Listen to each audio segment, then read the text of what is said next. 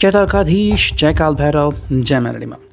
तो आज टॉपिक है दोपहर के वक्त कोई आपके बारे में क्या सोच रहा है। ठीक है, संडे के लिए है ये reading and I hope you are also excited as well. Okay, 30 अक्टूबर के लिए है ये reading and we go through updates over here. पहला है ये tarot, then we got the energy oracle, then we got the moon magic.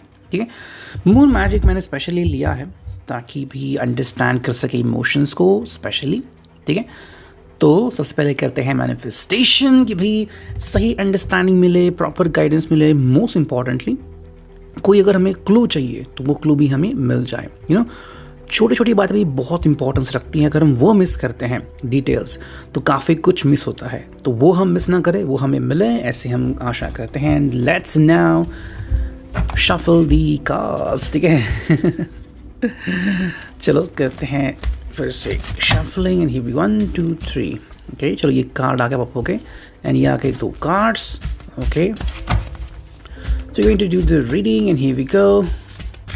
ठीक है, चलो देखते हैं हमें कौन से कार्ड्स मिलते हैं। 2 तो मिल गए, 3 ये आ गया, 4 6 5 6 और 1 चाहिए 7। That's it, 7 cards are here. देखते हैं 7 कार्ड्स में क्या रीडिंग देते हैं। मैं यहाँ पे कार्ड करता हूँ प्लस एंड लास्ट का जो कार्ड है वो भी रखता हूँ यहाँ पे, जो है 5 ऑफ कप्स। ओके, तो कप्स लगातार आते जा रहा है। आई थिंक 4 ऑफ कप्स आ गया है उससे पहले एंड अब 5 ऑफ कप्स आ गया है।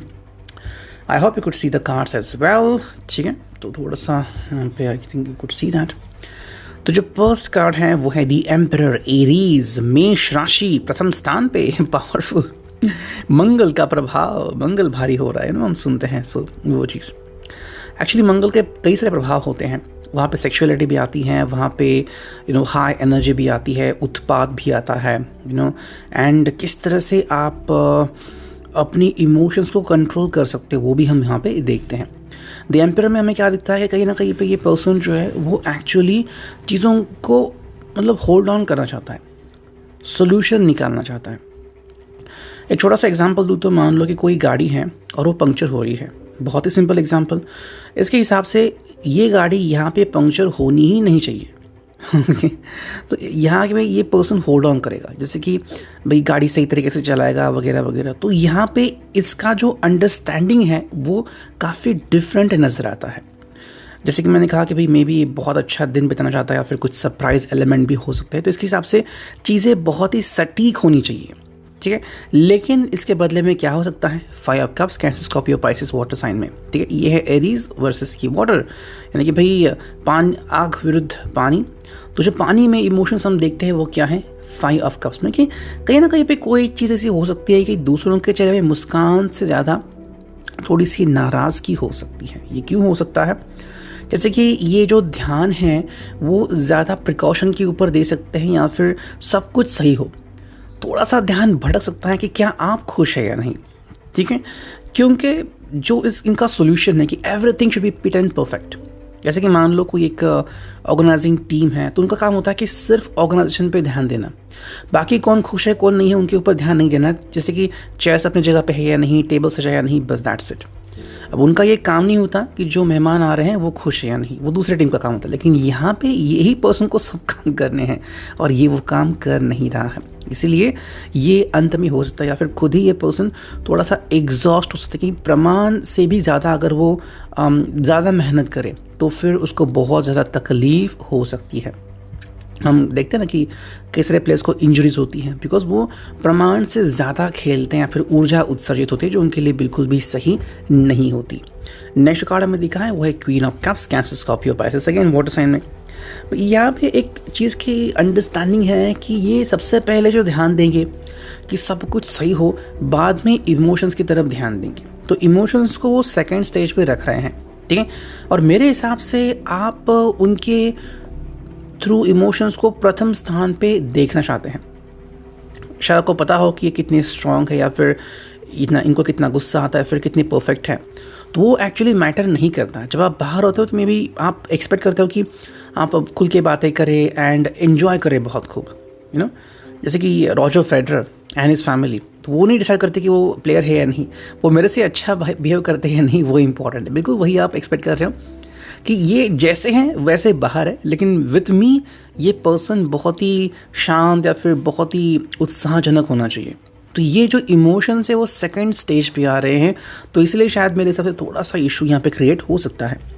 नेक्स्ट कार्ड है वो 5 of swords, Gemini, Libra, Aquarius के लिए हवा तत्व आ गया, तीसरा तत्व। भाई यहाँ पे मेरे हिसाब से चीज़ें क्यों पलट सकती है, बिकॉज ये पर्सन जो है वो प्रायोरिटाइज आपको कर रहा है। मैंने ये नहीं कहा कि आप दोनों को प्रायोरिटाइज कर रहा है, ठीक है। तो कहीं ना कहीं इसके जहन में ये नहीं है कि मैं और आप दोनों ही लोग खुश होने चाहिए, इसके जहन में है कि सिर्फ आप खुश होने चाहिए। तो ये कहीं ना कहीं आपका बॉडीगार्ड भी फील कर रहा है, फिर आपका फ्रेंड भी फील कर रहा है, फिर आपका लवर भी फील कर रहा है। ये सब चीज़ें साथ हो सकती हैं, लेकिन उसके लिए वो तरीका चाहिए, है ना। एंड यहाँ पे इस तरीके में ये मार खा रहे हैं, इनको नहीं अंडरस्टैंड आ रहा कि मुझे कैसे बिहेव करना चाहिए। तो वो एक चीज़ हमें यहाँ पे दिखती है। जो कार्ड में 9 of cups, Cancer, Scorpio, Pisces, तो वही जैसे मैंने कहा कि विश पूरी करना चाहते हैं आपकी। ओके मुझे अगेन वो एग्जाम्पल याद आ गया जो मैंने आई थिंक टीवी पे देखा था, बहुत पुरानी सीरियल थी, टीवी पे आती थी, आई डोंट नो कि मालगुडी डेज में थी या पता नहीं कहाँ पे। ये एक क्लार्क थे व्यक्ति उस ज़माने में, एंड उनकी एक छोटी बच्ची थी, तो हमेशा जिद करती थी कि भाई मुझे आपके साथ खेलना है या फिर बाहर जाना है, घूमना है। तो वो उनके जॉब के कारण उनको समय नहीं मिलता था। तो एक बार और डिसाइड करते हैं कि चाहे कुछ भी हो जाए आज मैं रिज़ाइन करके ही दूंगा। तो वो जाते रिज़ाइन करने के लिए, तभी वो ऑफिसर जो होते हैं वो कहते हैं कि भाई आपके काम को देखते हुए आपके पैसों में इंक्रीमेंट किया जाता है। फिर वो जब घर आता तो कहते हैं कि इसको सोने दो, फिर देखेंगे। तो ये रिज़ाइन नहीं करता। तो वही बात यहाँ पे मैं दिख रही कि ये एक्चुअली आपकी खुशियाँ पाना चाहता है, लेकिन कहीं ना कहीं पे जो अंडरस्टैंडिंग इनके थ्रू हो रही है वो नहीं मतलब हो रही है, ठीक है। कहीं ना कहीं खुद ही उसके लिए ऑब्स्टैकल बन रहा है। शायद कुछ दिमाग के खेल हैं, चल रहे हैं, दिमाग के दौड़े घोड़ा रहा है कि भाई क्या चल रहा है अपने ऑफिस में वगैरह, वो चीज़ें यहाँ पे हमें दिख रही हैं। तो व्हाट इज़ इम्पॉर्टेंट कि आप कैसे बिहेव करते हो और ये आपके साथ कैसे सपोर्ट करते हैं, ठीक है। जैसे कि मान लो आप ड्रिंक्स करने के लिए हो, चाहे वो सॉफ्ट ड्रिंक हो, एंड बोथ ऑफ यू देते हो, you should be focusing on each other. ये नहीं कि भाई फलाना इंसान ने क्या किया था फिर तब क्या हुआ था, तो वो चीज़ हमें यहाँ पे थोड़ी सी दिखती है। नेक्स्ट कार्ड है वो है 7 ऑफ रॉड्स, एरीज, लियो, साज। यहाँ पे मेरे हिसाब से बिल्कुल वही बात हो रही कि बहुत ही ज़्यादा कनेक्टेड है लोगों से, तो प्रॉब्लम्स इसी के कारण हो गए हैं। अगर ये आपसे कनेक्टेड तो सिर्फ आप उनके सामने होने चाहिए, बाकी लोगों से इनको क्या लेना देना। नेक्स्ट कार्ड है वो 4 ऑफ सॉर्ड्स। तो बहुत ही लेट ये स्थिति आ सकती है, ठीक है, कि मुझे किसी से कुछ लेना देना है ही नहीं, मैं बस अपने तरीके से आगे बढ़ूंगा, लेकिन ये इशू यहाँ पे क्रिएट हो रहा है। 4 ऑफ सॉर्ड्स ही तब बहुत इंपॉर्टेंट होता है जब आप प्रथम स्थान पे ही कोई चीज़ डिसाइड करते हो। जब सब कुछ हो जाए फिर मैं शांत रहूँगा, तब कोई फ़ायदा नहीं होता, बिकॉज तब नुकसान हो चुका होता है। तो मेरे हिसाब से अगर आपको लग रहा है कि इस पर्सन को कंट्रोल करना है या फिर the person should not be doing something exaggerating, तो उसको बताओ कि भाई कुछ चीज़ें सही से करने की ज़रूरत होती है, कुछ चीज़ें बहुत ही आराम से करने की ज़रूरत होती है। जैसे कि घूमना है तो घूमो, बाकी क्यों दिमाग में सोच रहे हो कि कल क्या था, परसों क्या करना है ऑफिस पे, do not think about it. And अगर ये ऐसा नहीं करे तो 5 ऑफ कप्स से यहाँ पे, या फिर एट द एंड उनको ये लगता है कि भाई मैंने बहुत ज़्यादती कर दी, मुझे ऐसा नहीं करना चाहिए था। ये हमें दिखना है from the end of tarot. और अब देखते हैं एनर्जी ओरेकल से हमें क्या रीडिंग मिलती है। मैनिफेस्टेशन तो हमने की ही थी, अब देखते हैं हमें क्या रीडिंग मिलती है। चुनते हैं कुछ card and here we go. 1 card, 2 card, और सिर्फ एक और कार्ड लेंगे, 3, ठीक है। देखते हैं क्या रीडिंग मिलती है। जो पहला कार्ड है वो है द थिंकिंग मैन। तो ये पर्सन बहुत ज़्यादा सोच रहा है मेरे हिसाब से, और सोचते ही जा रहा है। सोचने में कोई बुराई नहीं है, लेकिन सिर्फ सोचते रहना गलत है, या फिर लेट सोचना वो भी गलत है। सही समय पे, कहते हैं ना, ये एक वर्ड होता है समय सूचकता, ऑन द स्पॉट डिसीजन लेना, ये काफ़ी इंपॉर्टेंट होता है। तो ये चीज़ इनमें आई थिंक का कहीं ना कहीं मिसिंग हो सकती है, एंड कुछ लोगों में ये चीज़ वो अप्लाई कर सकते हैं, ठीक है। तो ऐसे भी लोग आपको मिलेंगे कि जो बिल्कुल ऑन द स्पॉट बिहेव कर रहे हैं, और कुछ लोग जो हैं वो इस चीज़ को मिस कर रहे हैं, तो वो चीज़ें आपको देखने को मिल सकती हैं। नीचे खड़े हुए cornucopia. So be ready for what you are doing, ठीक है।